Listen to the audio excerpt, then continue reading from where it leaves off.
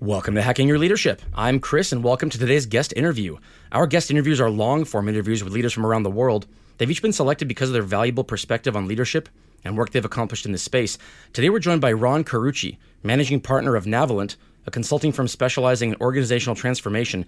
He's a two-time TEDx speaker and the author of the new book, To Be Honest, Lead with the Power of Truth, Justice, and Purpose, a book that is receiving massive praise by some of the most respected names in the Fortune 500 C-suite, as well as authors, human resource professionals, and experts in psychological safety. Welcome, Ron. Say hi to our audience. Hey, Chris. Great to be with you. Thanks so much for having me. Can't wait for a good chat. The pleasure's all on this side of the microphone here. I want to start just by saying that I think your book should be required reading for literally anyone who leads people. It's aspirational, which makes me a little sad.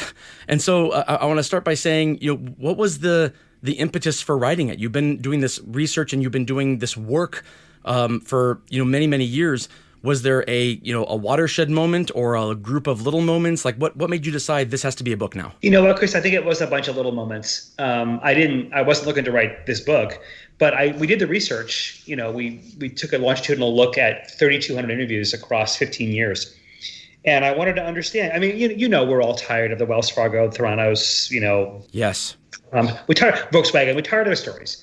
And I'm really tired of the explanations of, well, it's the culture, or it was a couple of bad apples. It just troubled me. Like, what would turn otherwise honest, good-hearted people into liars and cheats? And so when the research came back, we this time we used IBM Watson, so we used really cool AI technology. And unlike our last book, we went in with a hypothesis. This time we said, okay, well, if you're intelligent technology, you tell us what we should be asking you. And so we went in and fed it all the data. And it came back with drill sites, right? So here are some things loading, correlating on each other. And one of them was the issue of honesty and truth-telling and safety. I thought, So we formed a couple of hypotheses to see, could we predict under what conditions people would tell the truth, behave fairly, and serve a greater good, and under what conditions they would lie, cheat, and serve their own interests first. And if we could, that would be really cool. Because if you can predict it, you can preempt it. Sure. Replicate it. And sure enough, the data, after lots of turns and churns and statistical modeling, came back and revealed 4 very provable conditions under which you could predict, with statistical factors and multipliers, the conditions under which people would, do the right thing, and under which conditions they would not. I love that. And I think I want to talk about each of those 4 individually, because some of them to me are like duh moments. And then some of them I think are really, really important and maybe not thought about as much in organizational leadership. And those are the ones I want to talk about even more. People think when you tell them you got to be honest, they look at it as, well, what's the opposite of that? What am I not doing? Well, I'm not lying. It's like, well, I don't lie. I don't lie.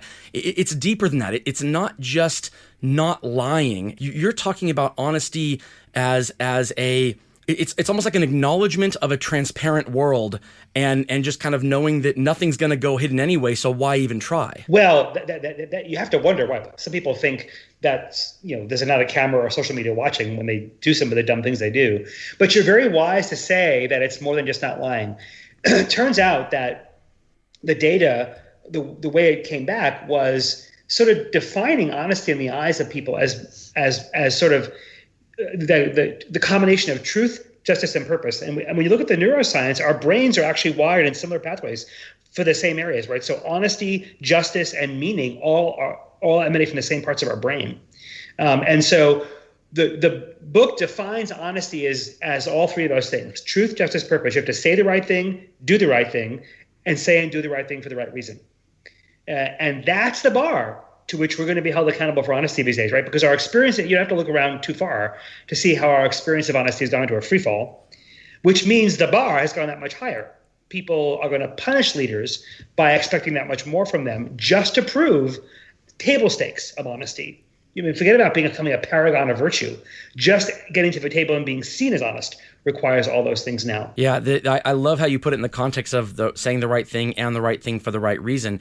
I think we see this a lot, and oftentimes we dismiss this when it comes to even parent. I'm a parent, and I've done this as a parent. I've seen it out of leaders. I've seen it out of politicians. I've seen it out of a lot of people where the wrong thing is said for the right reason. A very public one recently is the whole idea of, oh, you don't need masks, don't go buy masks.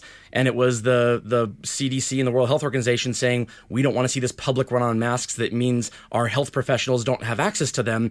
And so the what's the road to hell is paved with good intentions, right? Clearly what their intention was good. But what damage did they cause in their credibility in the long term that is more damaging than the damage that would have been caused by a run on masks for a few weeks or whatever, and then you adjust and have more production.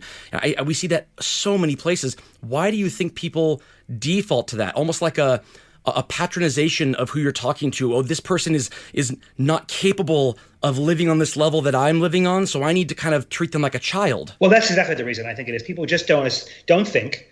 Right, and they bet so much on their good intentions that people will see, right, sort of just presume the best of me.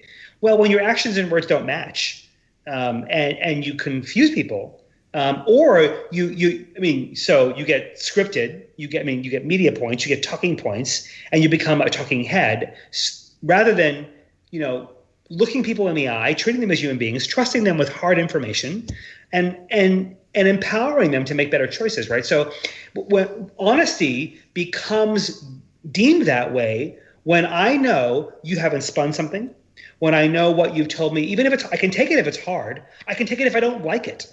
I can take it if I disagree with it. What I can't take it is if you're shoving something down my throat in a way you're trying to make it palatable to me, or trying to make me, able to hear it, or spinning it in a way that makes me think you think I'm a second grader. Now I'm going to be more suspicious of you than ever. And now, even the truth you did tell me, I'm going to question. Yeah, that's the biggest part too. Is that this isn't a one and done. Oh, now the relationship's over. Anytime you have to have an ongoing relationship with a person, now that becomes more damaging. There's a quote that I'll paraphrase that's often attributed to Mark Twain: "If you never lie, you never have to remember what you said." And I like that quote a lot because it's amazing the baggage we carry around with us when we're trying to live the lies that we tell that started out rooted in good intentions, and now they eat at us. They eat away at us. I think it actually causes illness in us when we carry around these things for a long time. And the science to prove it is in the book, right? So the great discovery from a scientific point of view is that our brains are actually wired for honesty. We actually, our physical health, our mental health, and our social health is actually better when we're honest. The problem is, unlike our phone devices that come with a restore factory settings button, our brains don't. And so what we also know is that when we put our natural proclivities for honesty in a situation that doesn't match that, we will succumb, right? And the entrance to every slippery slope is paved with the words, well, at least I'm not as bad as. And so, but though we have slippery slopes, unfortunately, we don't have slippery ascents. And so once you've succumbed and moved the line, you either have to extract yourself quickly, or that line becomes your new normal. But the fact of the matter is, our brains, our bodies, our physical health. There's a bunch of research in the book around the healthiest countries in the world are also the most honest countries in the world. Yeah, it's so fascinating, and it seems logical, like, because every one of us, even the most honest of us, can remember a time when we weren't honest, when we said something that was not true, and the baggage that we carried around with that, not in that we felt bad that we lied to somebody, but literally in the baggage of, I'm worried about being found out, and what does this mean, and what steps do we have to take now to live this forever? And eventually it becomes, you're not willing to take it anymore. Like, some people give up on the lie, and they come clean for no other reason than it's like, we just can't take this anymore. It's costing us more to live it. Well, and the thing that I want people to read, the question I'm asking readers in the book is not, do you lie? University of Massachusetts estimates that we all lie on average at least twice a day, maybe some more. People who say they don't lie are self-deceived. The question I want people to think about is, why do you lie? Because it's not random, right? Our moments of deception are predicated on moments we don't feel safe, moments we feel invisible, moments we feel misjudged, moments we feel devalued. Right, our proclivity for deceit, whether it's spinning or hoarding or embellishing or withholding or out and out, fabricating, are moments where we are intentionally meeting some need. Right. So if I asked you to just examine the last 10 times you were dishonest, you treated somebody badly, you spun information, you try to engineer a reaction to something or a perception of yourself. Just examine the last 10 times, and you will absolutely, if you're honest, you will see a pattern. You will see conditions, triggers, people, settings that tell you these are the moments that bring you to your deceit. So now ask yourself, did you really meet that need? Did your choice for less than honest behavior, even momentarily, cover up some wound? Lead you to feel some momentary sense of false confidence or discomfort. But to the point you make, Chris, but how'd you feel 20 minutes later? Because the shame, the guilt, here's the problem. We all have a need to matter. We all have a need to know that we're significant. We all have a need to know that our lives count for something. It's a natural inborn need. But when that need goes unmet, we settle for the count of it, looking like we matter. And when we work to feed the need of looking like we matter, that's when we lie. Because now, once you've created the illusion of significance, you have to keep it up. And that's exhausting. And you cannot be true to yourself until you're true about yourself. Why do you think people put more work into looking like they matter than putting work into actually mattering? Do you think actually mattering is too difficult? Do you think they don't know where to start? What do you think it is? Such a great question, Chris. I think it's because they don't believe they do. I think there are narratives and tapes that cause them to question that in the first place, right? Or they wind up just go back to your 7th grade gym teacher, right? Go back to Mean Uncle Harry. Somebody set in motion a narrative that said, you aren't valuable, you aren't important, your voice doesn't count, your work isn't worthy. And so when we have those formative narratives, we feed them, right? They become the consonants of our life. And so you have to work to keep those narratives true. So you put yourself in situations that reinforce the fact that you don't matter. Then you get to live the lie of looking like you do. The problem is when people like that actually let that wall down and experience the genuine, authentic love and regard of others that tell them that they actually do matter, it's almost emotionally an earthquake, right? They just can't handle the actual consonance of actually mattering because they've worked so hard to live with the narrative of not mattering and creating the illusion of something different. And that takes a lot of work. It takes coaching, therapy, whatever it is. You have to actually reconstruct your self-perception to be consistent with what you want to believe about yourself. Do you want to believe you do matter, or do you want to believe you don't and look like you do? It's interesting because I think a lot of this is subconscious too, because if you ask the average person who lives and dies by the number of likes they get on social media and the rose-colored lens they put their life through for everybody, I don't think that they would say, even if they're being truly honest, I don't think they would say that they don't think they matter and they're trying to cover it up. I think they believe they actually matter. Well, those vanity metrics tell them they do, right? But if I were to probe a little deeper and say, when are you at your best? When in your life does your fingerprint on the world look like something you're most proud of? What's your record-setting moment of having impact? What is it you want to say on your epitaph? When you're not in the room, what do you want people who work with you to say about you? What are the stories being told about you at the dinner table at night by the people you lead? Answer those questions for me, and I'll tell you if you believe you matter or not. I mean, it's fascinating stuff, and we've been talking a little bit on our show about the concept of legacy and about how leaving a legacy and it really puts things in a perspective of what's important and what's not important.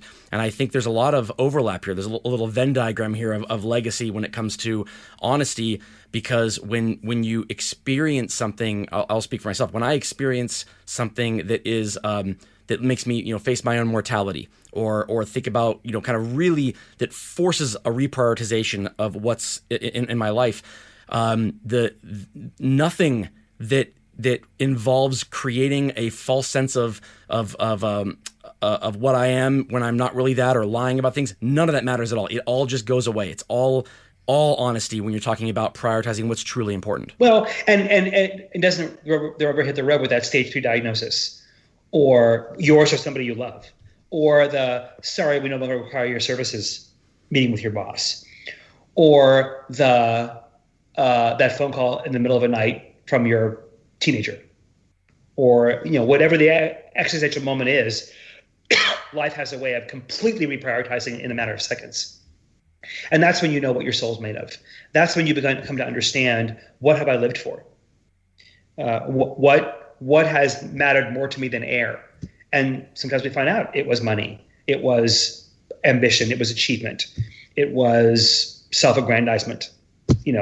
We may have told ourselves it was in the service of some greater aspiration, but the reality is the evidence would say in that horrible moment it was not. What's especially true in those moments is ask yourself the question, in that oh shit moment when life unravels and falls apart, how long do you have to stare at your phone before you know who to call? Because if you're like, I don't know who I'd call. If you haven't got 30 people, if you called, would be at your house, on the next plane, in the car, in seconds, that's telling you how much you really do matter. And I think the more you lead your life in this way, the more you lead your life with honesty at the center of what you do, I'm guessing the longer that list is for you. Completely the truth. And that's the reason I wrote this book, Chris, is because the book is a book of heroes, right? I didn't want to write about the villains. This is a book of heroes. This is an entire array of people who do live their life this way. And the results and the impact on the world they have prove it. And what was so special for me to be in their presence was to go, wow, we can emulate this. This is I can replicate this in my life if I choose to. And sometimes it'll be hard, but I can. There are footsteps I can follow in by plenty of people. I don't have to make this up as I go along. I don't have to succumb to a Volkswagen situation. There are pathways well trodden of people I would be proud to be a fraction of. In how I live my life, and they've gone before me and set an example, and that was the fun part of it, is to go, I have choices here. I don't have to settle for external validation metrics or vanity metrics or an emotional roller coaster every day of wondering, why am I on the planet, and does anybody else care? And we all have those moments of existential crisis, of wondering, is it all worth it? The question is, who are you in that moment, and who do you go to in that moment? Yeah, I think in a lot of organizations we talk about the importance of top-down, right? Top-down leadership and leadership setting the tone of the organization when it comes to stuff like this. I can tell you from personal experience, I've been in organizations where the kind of movement away from honesty is a bottom-up thing, and here's what I mean by that. There's an expectation of a result of whatever the organization is, and there's gaps, there's ups and downs, and all of a sudden somebody emerges as someone who becomes really good at doing something. And instead of questioning how they got there, they prop the person up and they say, look at what this person's results are, and you should be like that person. And then whether or not that person did it the right way or the wrong way, there's this immense pressure for others to kind of meet that. And then they try to figure out, okay, how do I navigate these waters? And then they end up compromising their own integrity a little bit to try to not be left behind. And then what happens is it's eaten away from the bottom up. And then by the time the leadership figures out what's going on, it's like, well, now there's a decision. Do we take the bonuses we've been getting because of the work of these people that we never bothered to look into how they were actually getting what they were getting? Or do we put a stop to this and say, okay, we've just found out it was the wrong way. We need to own it as we never looked into this and put a stop to it and know that the gravy train's going to stop, at least temporarily. And these kind of moments are, I think a lot of organizations kind of, they see these moments, and some of them don't do the right thing. They kind of put their head in the sand, and it's plausible deniability. If your accountability processes, the way contribution is measured, lacks dignity and lacks justice, you're 4 times more likely to have people lie, cheat, and be self-interested. Because now I have to embellish my accomplishments. Now I've got to copy other people. Now I've got to throw people under the bus. I have to take credit for other people's work. I have to hide my mistakes. What people don't recognize is that holding up other people as examples to copy in today's world makes no sense. When we were all being measured on replicable work, repeatable things, how many t-shirts did you make today? It was fine. And that's the era our systems were designed for. Today, as knowledge workers, my remit is as personal as I am. It's my analysis, my creativity, my idea, my radical thought, my dissent, my solution. my passion, the things that cause me to have impact. Today the contribution and the contributor are much more fused than ever. So trying to treat everybody the same is actually what makes it unfair. Today managers have a much higher bar of holding people accountable because everybody is unique and different, right? So trying to hold up one yardstick as a ubiquitous set of metrics for everybody is exactly what makes accountability unfair and undignifying.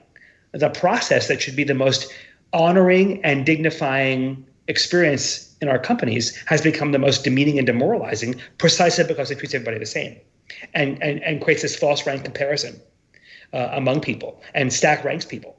And people experience that as offensive. I had one coaching guy, an executive, a really talented guy that I work with regularly, and he showed up to our normal routine coaching session.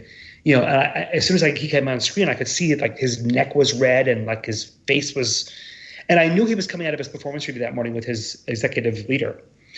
And he started pounding the table. She gave me a 3. Are you kidding me? I'm always a 4. In my last company, I was a 5. And just because HR now gives her a quota of how many 4s she can give out, I got the 3. Who the hell got the 4? Like he was, irrationally irate. And it took me 2 hours to back him off the ledge. And I asked him to forward me send me the forms. I want to read them. And as I'm reading through the content of the words, I'm like, this is reasonable. She was very affirming of his work, very caring of his contributions and appreciative of that. And the places where she wrote that where he needed to be better were accurate. He'd been the number one candidate for a succession job to move up in the next 12 to 18 months. He was still that candidate. Nothing had changed. But the number 3 set him to the brink of irrational, contempt. Turns out it's actually very explainable.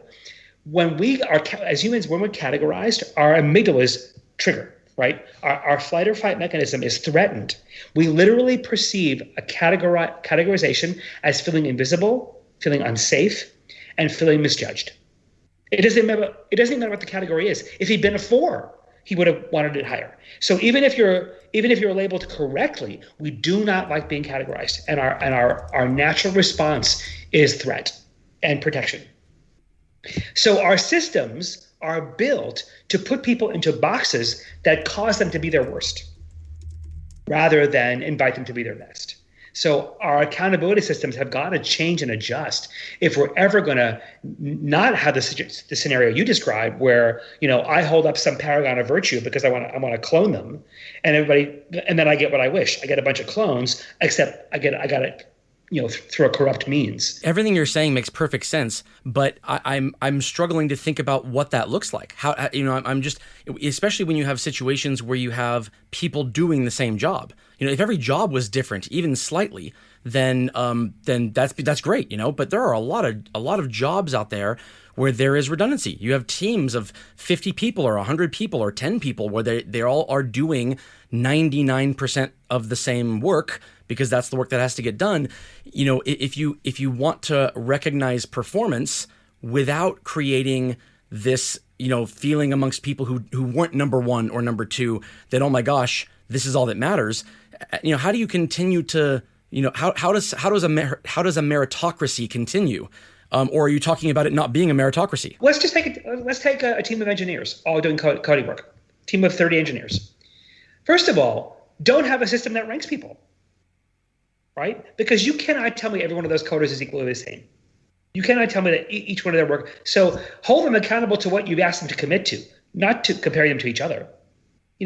Don't have bonus and reward systems. And by the way, the issue in accountability is not the rewards. People are not off-put by the rewards. When they sense unfairness, it's whether or not the rewards were adjudicated fairly against performance, right? I don't care about the money, but if you're telling me this is the yardstick and he's it and I'm not, now I'm going to all produce you a amount of evidence that I am. Simply hold people accountable individually, or better, as a team, right? So if they're working in coding teams of 8 engineers, hold the 8 of them accountable to the same thing, reward them the same way. And make your evaluation an honor of their work, understanding that even if they were all coding the exact same code, which they probably were not, right? But it's still a reflection of them. Coding is still, it's art and science. So hold them accountable to the unique things they brought to that work. Appreciate that. Ask them what was meaningful. Here's a simple one. I tell leaders it's one of the most underutilized ways of appreciating people's work. Ask for the story.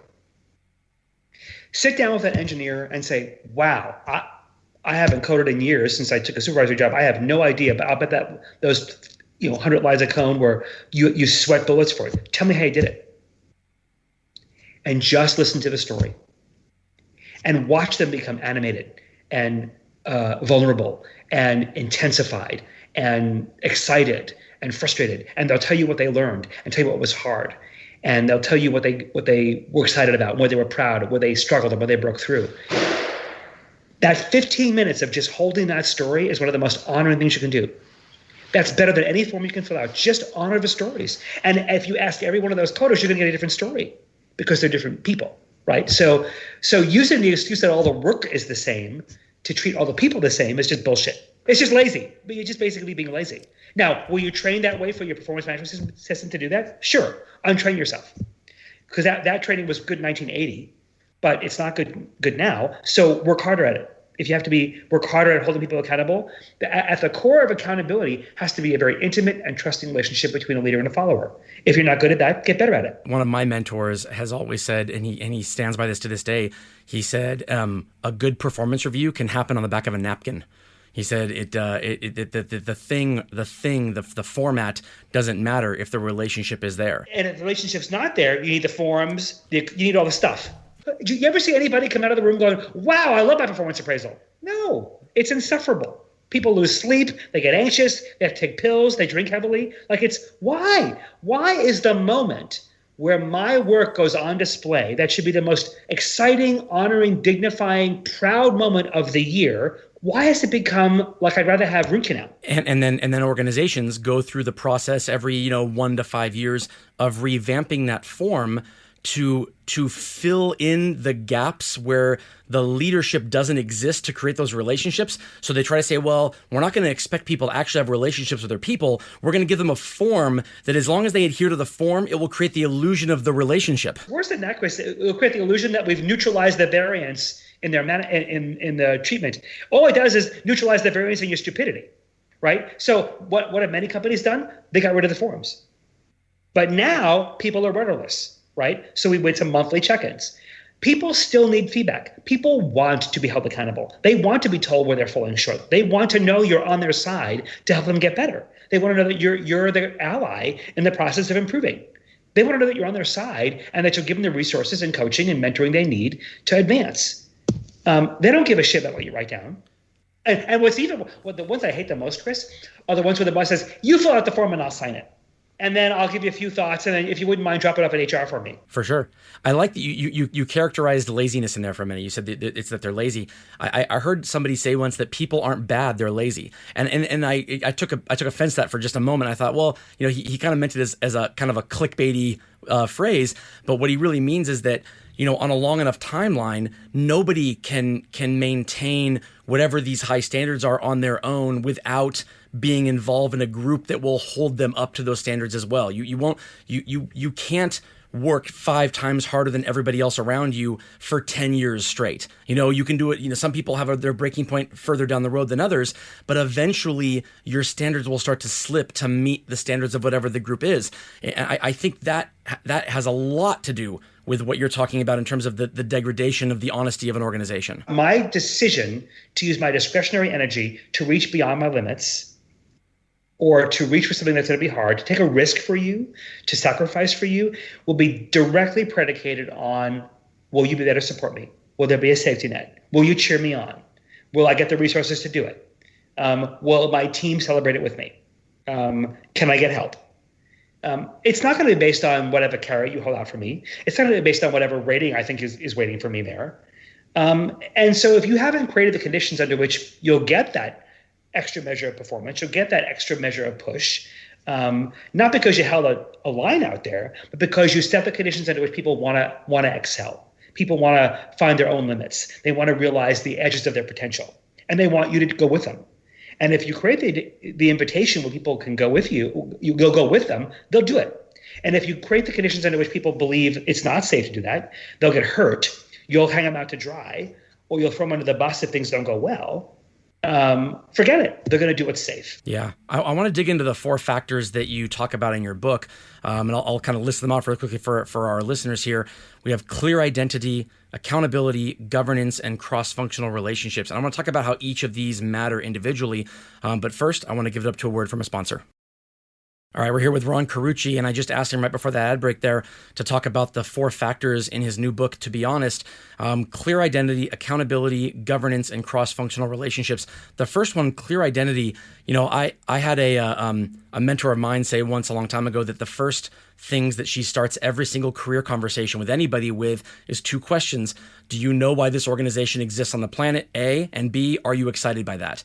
Talk about why it's important to have a clear identity of who you are as an organization. First of all, I love the question she asks. I hope there's actually an answer to it, right? I hope the organization knows the answer to the question, because here's the problem: if there is an answer and the experience of employees is not consistent with the answer, you got a problem. But having a real purpose, we all of our organizations have words that describe who they are, their intent to be, and those words are not just, they have to be more than media or for advertising consumption. They have to be promises, right? Your values, your mission, your purpose, your vision, whatever you've chosen to codify it in. People have to be expected to align their choices to that.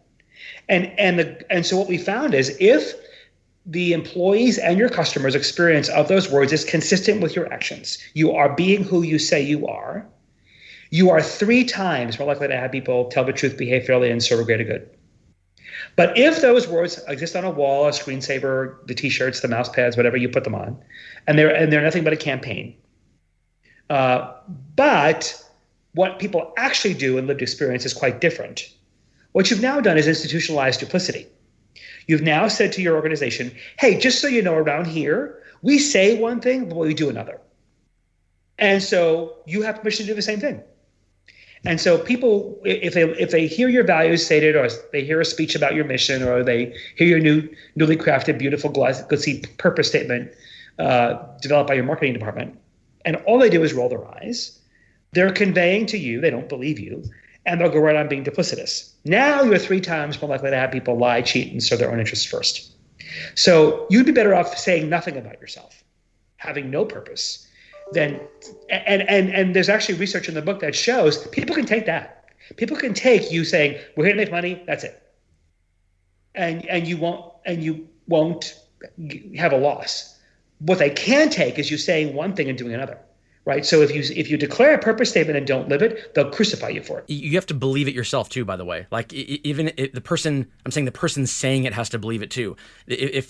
I know situations where I've been in personally where I believe the senior leaders of an organization believe something that is righteous and noble, but the person in middle management who is delivering the message to me doesn't believe it themselves, but they're saying it anyway, and I'm still not bought in, even though I can articulate that I know that their bosses believe it. Well, and the reality, and if there's no accountability for that middle manager to embody that purpose with their behavior and actions, it may not have captivated their heart to the deepest levels, but if it's cosmetic and you're just a parrot, you are diluting the resources of the organization. You are diluting the fabric of the culture by telling people, yeah, this is a top-down cascade. This is the message. Do what you want with it. Well, then why have the statement, right? If you don't intend to make those promises personal to every employee, then don't make them. It's tough because like a lot of organizations, they gravitate towards these kind of vision statements and mission statements and purpose statements that are small enough to fit on the mouse pad or the wall or the whatever it is. And I think the smaller and more easily digestible they are, the more ambiguous and kind of they contain within them the ability to shoehorn whatever actions you're doing into that. Like if that's your North Star, but it's vague, then you can say, well, what I'm doing, yeah, of course that's what I'm doing. There are other companies where their statements are paragraphs long, hundreds of words that are kind of like the governing statements of the organization. It's a lot harder to shoehorn something you want to do into that and be honest with yourself if it doesn't really work. And what was so funny, whenever I most of the time when executives call me in to help them develop that framework, I usually will say no, because what I'll say is, let's figure out what it ought to be and have you live it for a year and earn your right to write it down. And only the clients that will hire me are serious. But when I hear the words, oh, it's too many words, it's not memorable, I'm like, is it based? Are you going to give a quiz? Like, why do you care if they can recite it? I only care if they can live it. And so I don't really care how many words it is. If you're looking at people to be kitschy and fit on a mouse pad or fit the marketing campaign, then let's admit right now it's cosmetic. This is meant for external consumption only. You don't actually care about embedding it, because what most people think is that the journey of codification of your aspirations or your behaviors is the end of a journey. That's just the start, right? The minute you codify those values or that purpose or that mission, you have handed your employees a weapon, and they will weaponize it. They'll weaponize it against you. They'll hold that yardstick up and beat you with it and use your hypocrisy as justification for why they don't have to try.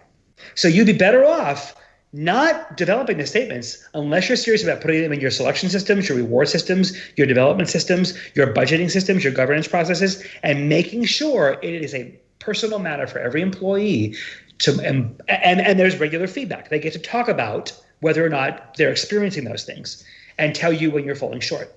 If that is not your intention, do not write them down, because you know why? Everybody knows today that we're all purpose washing, right?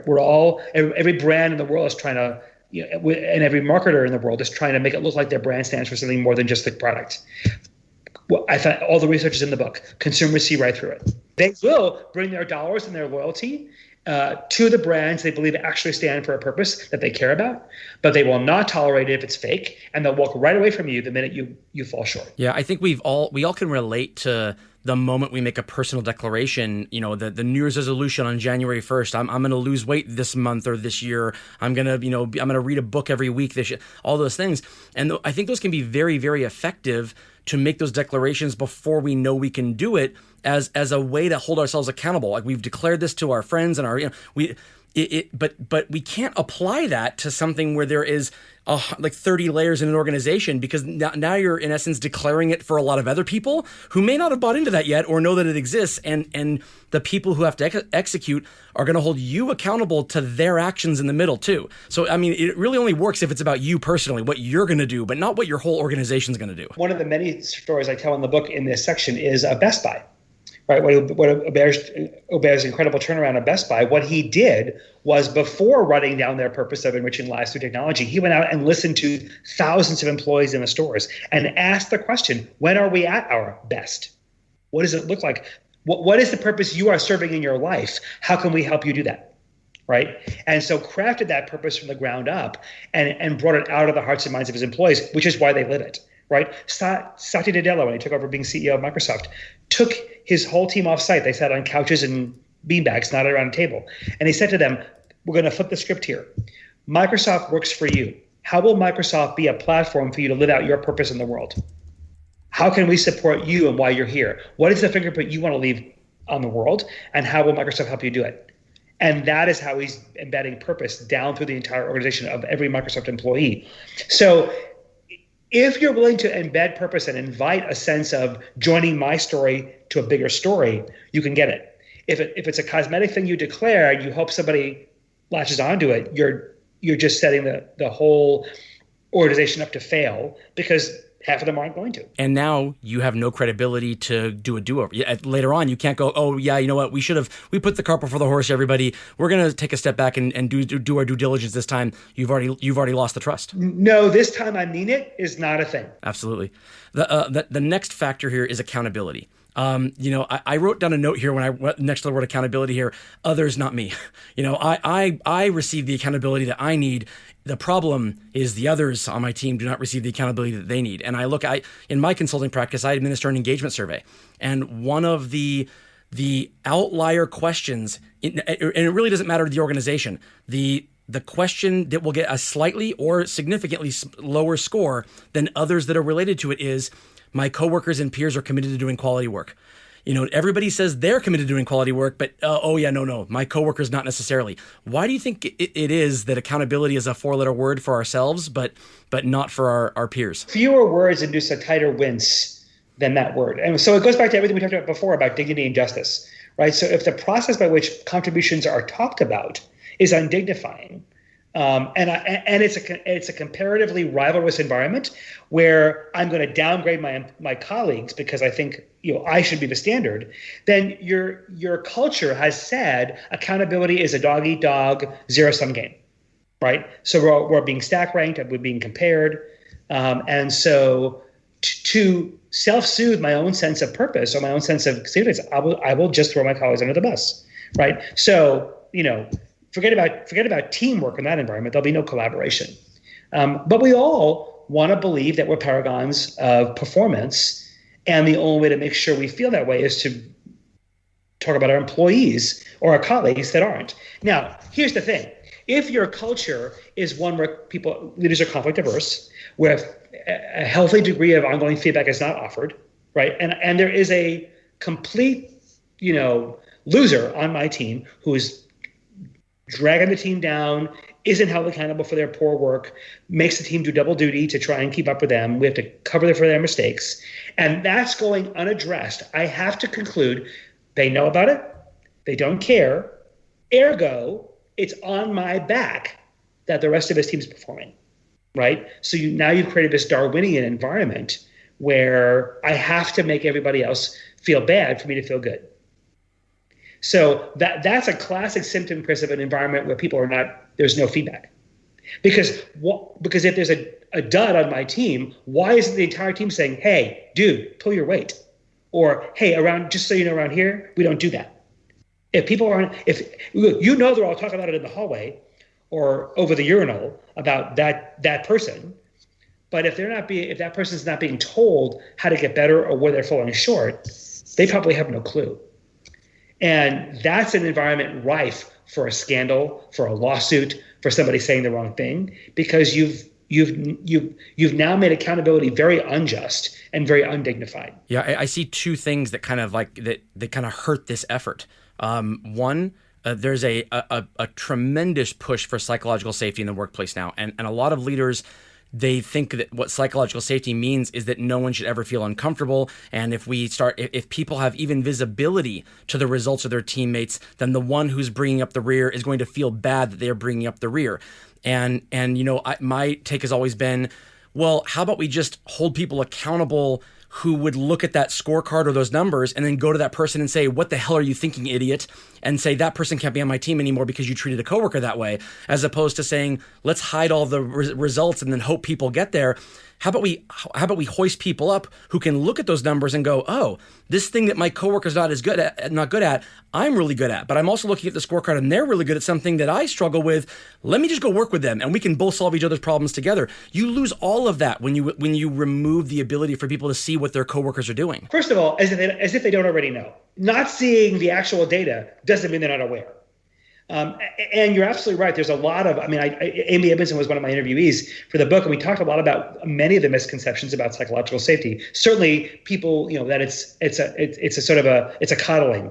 It's sort of people feel comfortable, or people feel like it's a safe place to sort of vent and whine. It's none of those things at all. Psychological safety is actually very hard, because if you and it sort of goes into the governance question, where if you have not got open dissent, if you haven't got a safe place to share dangerous truths, and it's all going underground, you as a leader have to know that you're just inserting risk into the organization and to your team.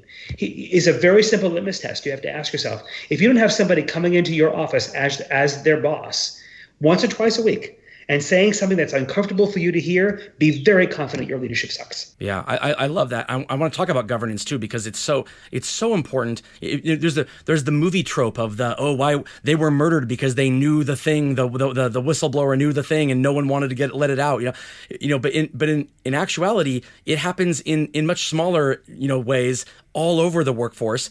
We see it when it hits the headlines, like in Wells Fargo and Volkswagen, but it happens in little ways all over the place, and it slowly erodes the relationships and the trust. What can individual people do when it comes to governance if they're not part of the C-suite, if they're just trying to make sure that things go well in their silo? Governance is organization-wide, right? If you go to meetings, you're part of governance, right? Every gathering that you sit in, where people are there presumably to solve a problem or make a decision, there's some presumed set of resources or authority allocated to that room to solve that problem or advance that strategy. That's governance, right? So here's the two factors. If you walk into that room and you can trust that the data being presented is honest and credible and complete, and you believe that it's perfectly okay for you to offer a point of view on that data, or to push back on the decision, or to question the validity of some remark, or to be concerned about the soundness of a choice.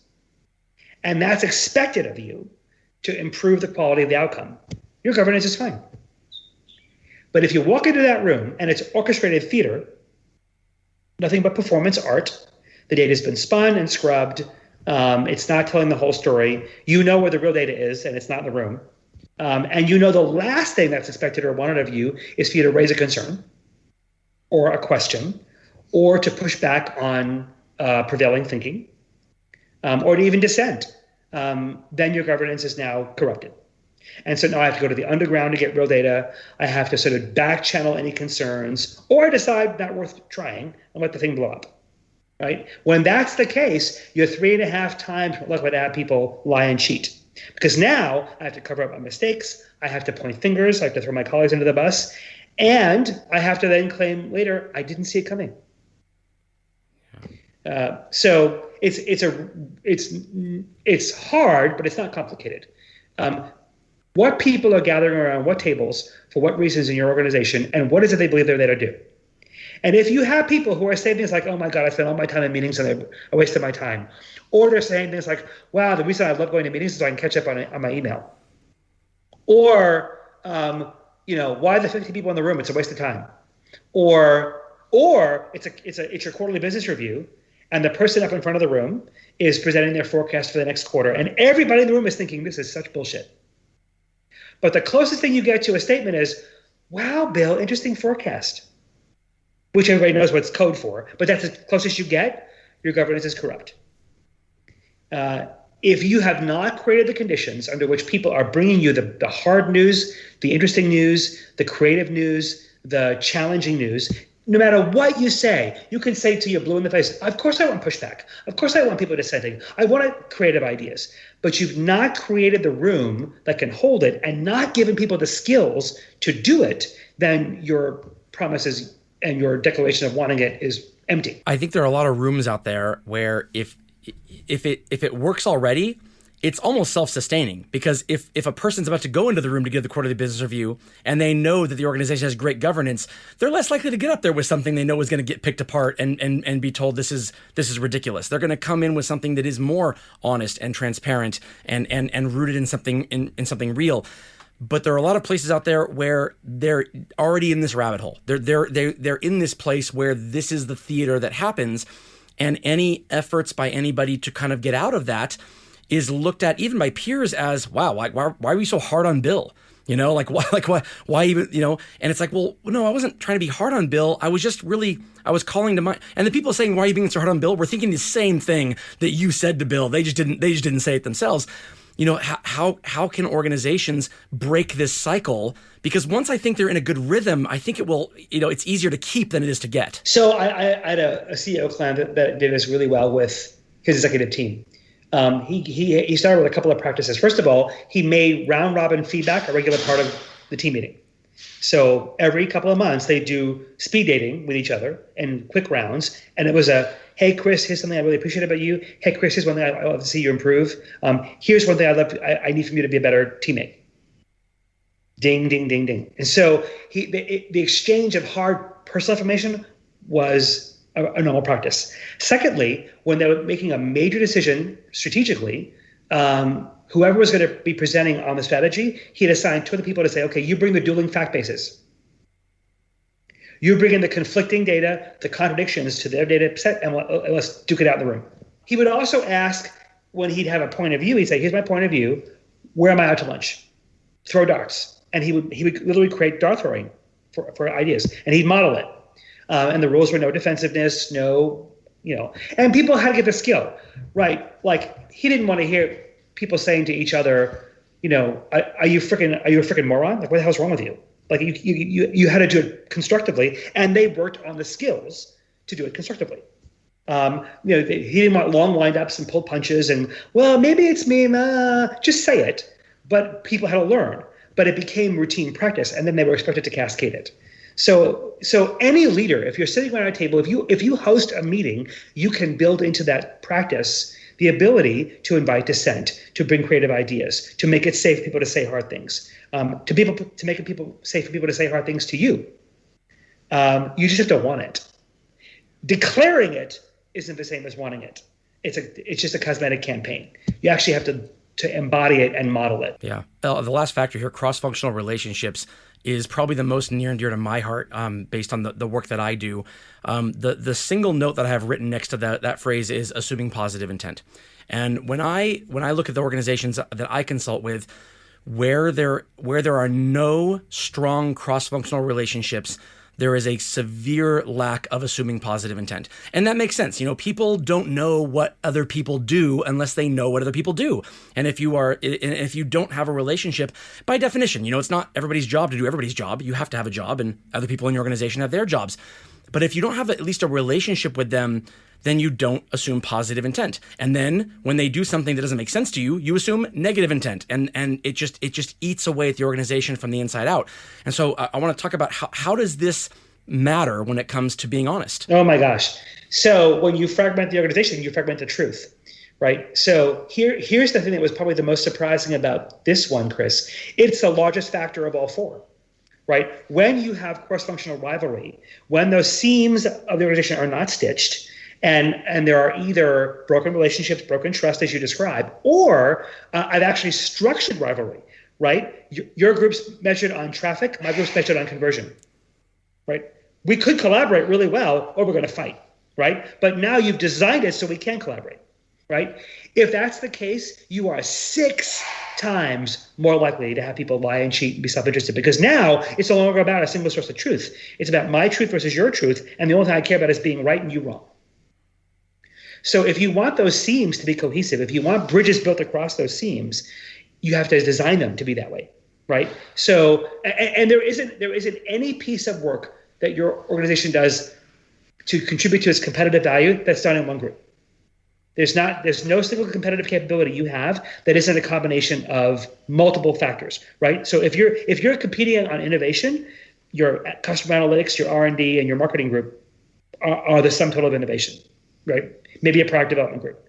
If you're competing on service, your sales group, your supply chain, and your customer analytics group, and your customer service department better be a great quartet, right? That's the capability you're leaning toward. Do you think if the four of them don't see it that way, then they look at each other as a pain in the neck, right? I have to get this report done. What do you want?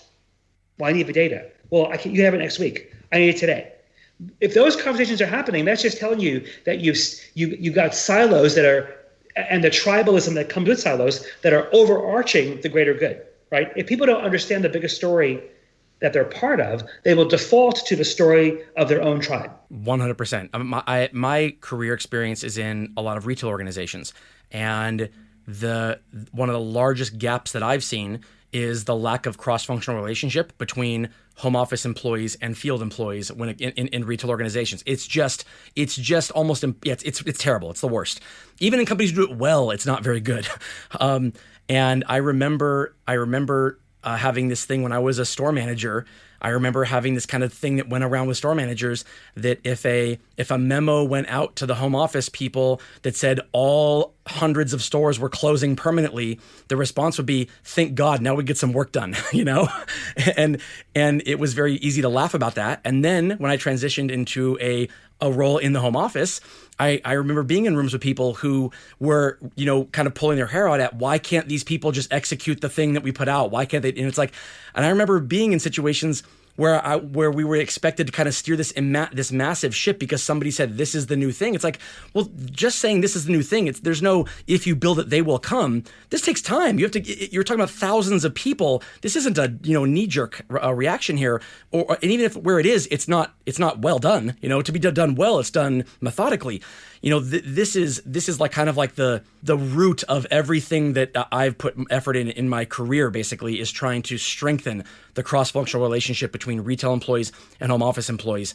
How can we do this better? So, especially in retail, when you have a very federalist model, right? So, I did a bunch of work many years ago with a very, very large multi-brand retailer, whose headquarters was such a nagging nuisance to the stores.